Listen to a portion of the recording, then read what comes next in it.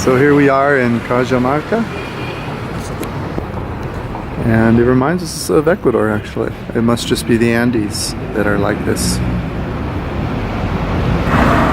Yeah, the amazing blue skies, and this is the old town area, so it's older buildings, and they have these little three-wheelers here also, but they're all closed up. They're not open like down at the ocean.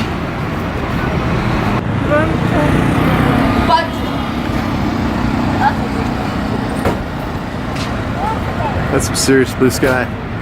Do you see any breakfast place around Over here? there. Okay. You mean where the outdoor one there? Yeah. Okay.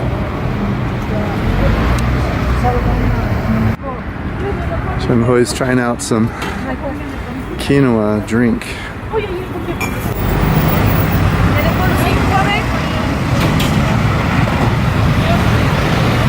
trying out the quinoa. So how's the taste of the quinoa?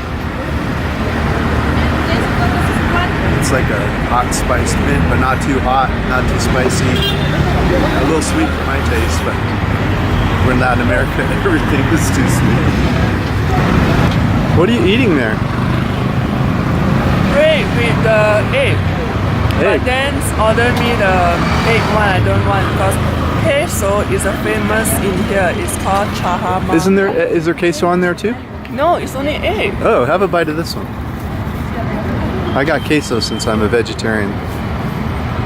Queso is much better. Better than the egg? Yeah. Well, we've had both now. It's our first time having breakfast outdoor. We found this little plaza here. It's not, sorry, the lighting's not the best, but you get the idea. We're in Peru. This spot's called Cajamarca, and we're back in the mountains. We're back in the Andes. Isn't it gorgeous?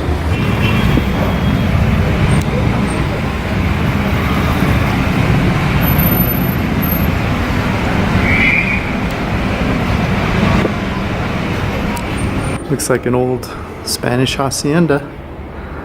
It's done well. Restored well. Sonrían, chicas. Señora Fotoncilla, que me les lleve de recuerdo.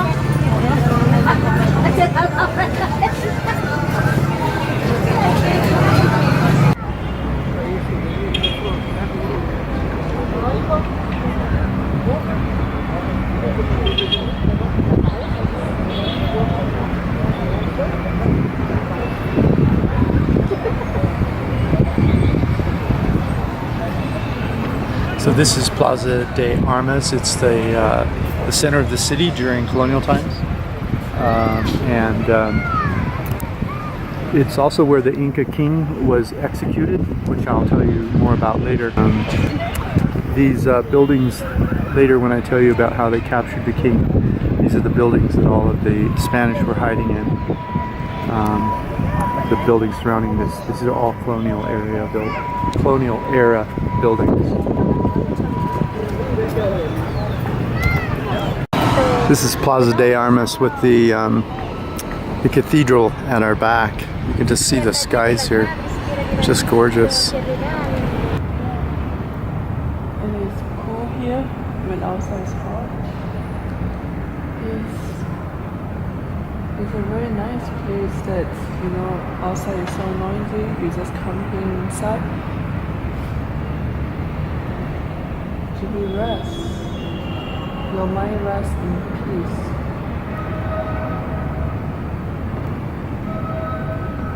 How old is this church?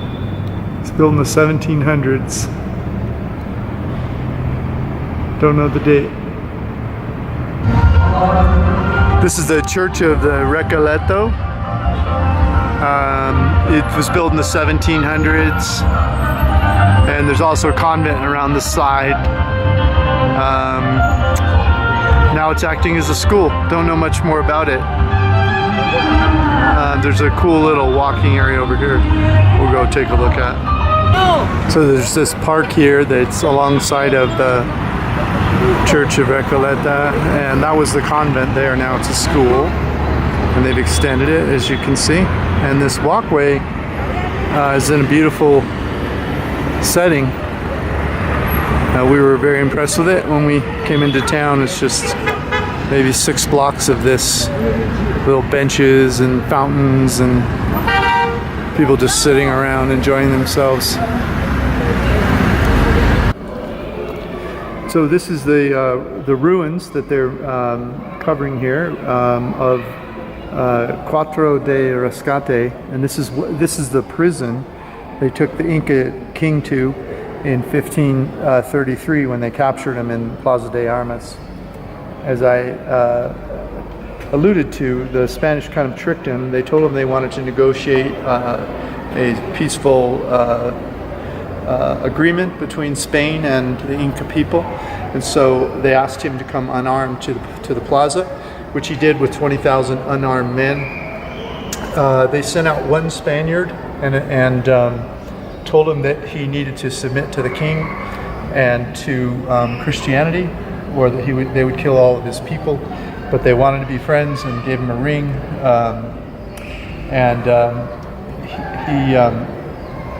he said he already had enough gold, and he wasn't interested in their ring, and that he believed in his gods. And so the Plaza de Armas that was surrounded by thousands of Spaniards, and they all came out with guns and knives, and they slaughtered 20,000 Incans. And they didn't kill the Inca king, they brought him here. He offered them to fill this room full of gold. It's quite a large room. Once, and to fill it twice with silver if they would let him go free. And they agreed. And so he ordered his runners to go tell his tribesmen to bring back that much gold and silver, which they did. It took several weeks to move it all here, but then as soon as all the gold and silver was here, it was worth about 250 million euros.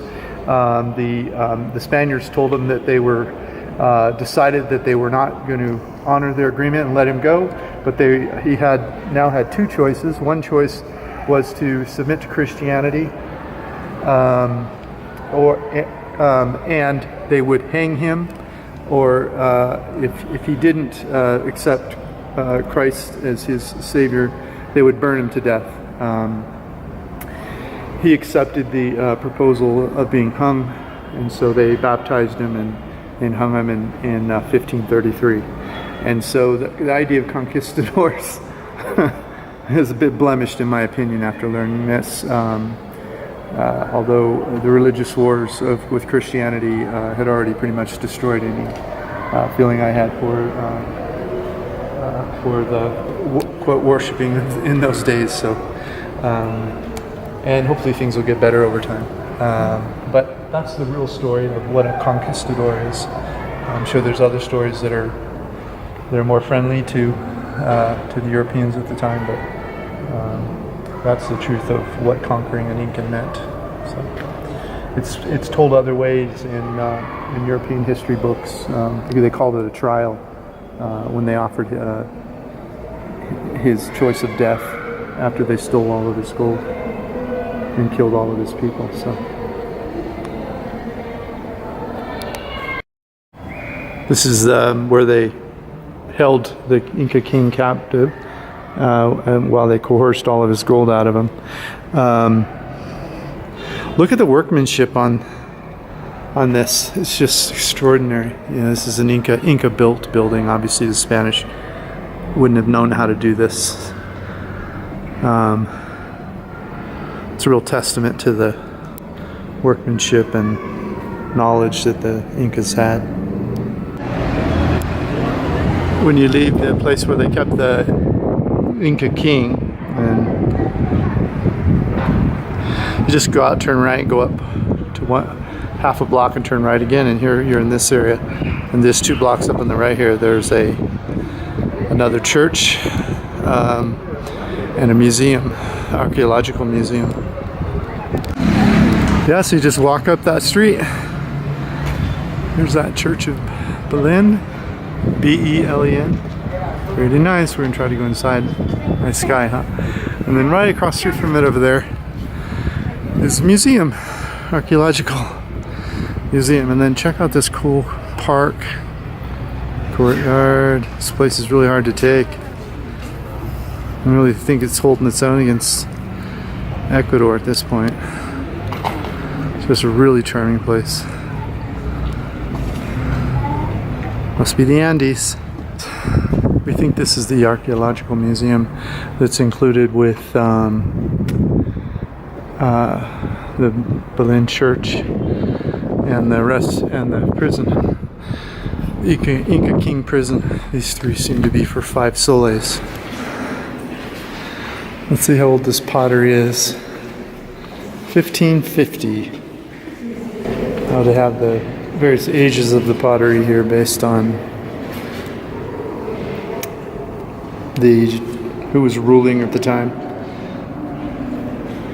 So these are 1500.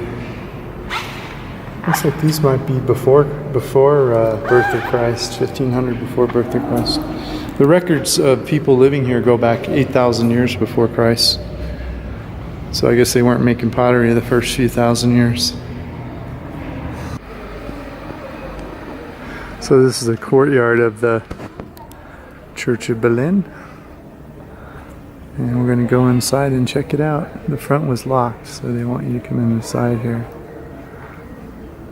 So anyway, that's what we're going to do. Go inside right now. So what do you think of Cajamarca? Cajamarca. Cajamarca. Okay. It's beautiful small town and it's green and the sky is so blue. You don't need to filter your photo at all. You just snap and it's like a postcard. Very beautiful. Yeah, very beautiful. So do you think it's comparable to, say, Cuenca or Montevallo? No, this area, they are still not used to have tourists. They are not really tourist friendly than Cuenca. Yeah, it's not really set up for tourists, and that can be more charming in some ways because they don't have like the two sets of classes here. You know, mostly it's just neighborhood restaurants, and everyone's being charged about the same thing. It's not these, you know, crazy tourist prices for hotels and stuff. I mean, there's a few of them you see around, but it's nothing like the scene. But see, the expat want to stay here, they will miss their home food a lot. You are not able to buy the important foods from here. Which important foods? Like other important foods, you can eat all the local food. Yeah, it's only local. Yeah. Yeah, we really haven't seen anybody. We haven't seen a Thai. We've seen some people attempting to do Chinese food. We've seen a couple pizza restaurants. No Thai, no, you know, Spanish. Well, I guess tapas would be Spanish, but I haven't even seen a tapas place here. Yeah, but they have a hotel restaurant here. Yeah, we haven't been in the hotels. We're staying in a hostel with our own private room. We're moving into an Airbnb, so. Anyway, it seems like a really charming place, and I'm really enjoying it.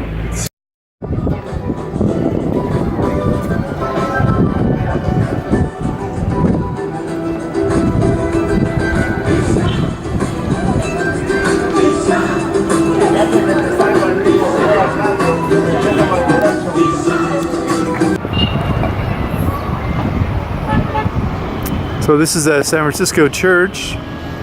It was built in 1699. It used to be called San Antonio Church.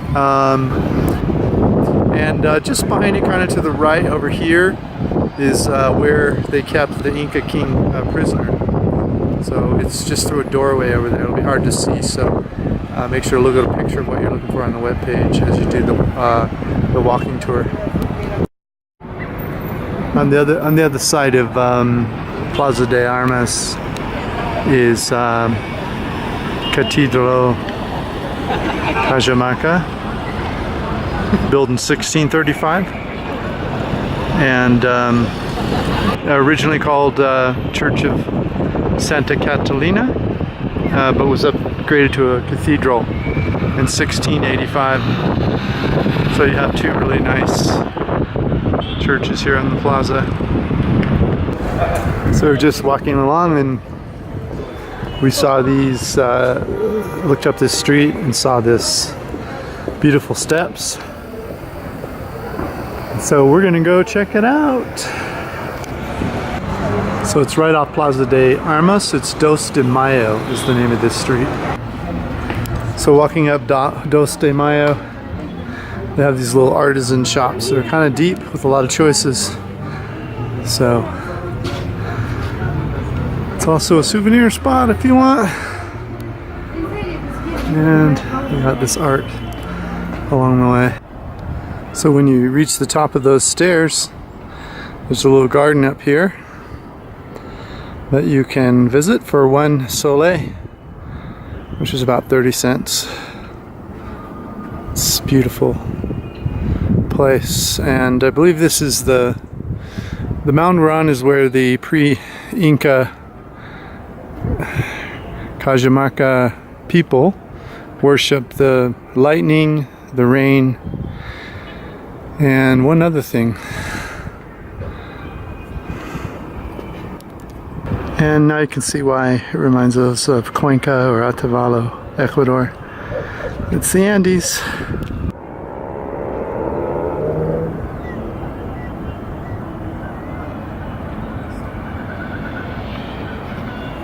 We're at the top of Mirador Santa Apollonia, and the pre-Incan Chavans modified this mountain in about 1200 AD. They built platforms and subterranean structures used as tombs for significant Chavans who lived in Cajamarca at the time. The tombs that were built in Santa Apollonia were for important people of Cajamarca. In the 7th century AD, Cajamarcans worshipped rain, lightning, and stars on this hill.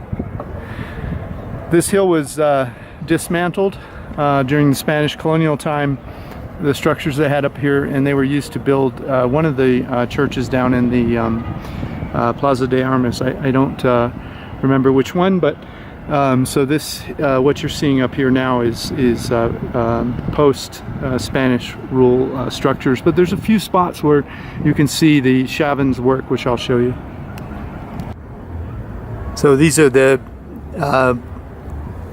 Spanish colonial period steps. This is the construction they use. It's basically just rocks thrown together with mortar, and to give you an and these last maybe 50 to 100 years depending on how much you walk on them and how well you lay them and how much it rains. And these are the pre-Incan Chavan steps. These are 700 AD period steps. And as you can see, they're carved directly into the stone itself. Give you an idea of the difference in quality of workmanship. Hey, that guy, that's the Inca king. Yeah. That's King Inca up there. He's the reason we're here is because this is where King. Wait. Does It's running. oh, then you can't. You want me to turn it off? No. Tell me what you're That's- talking right now, baby.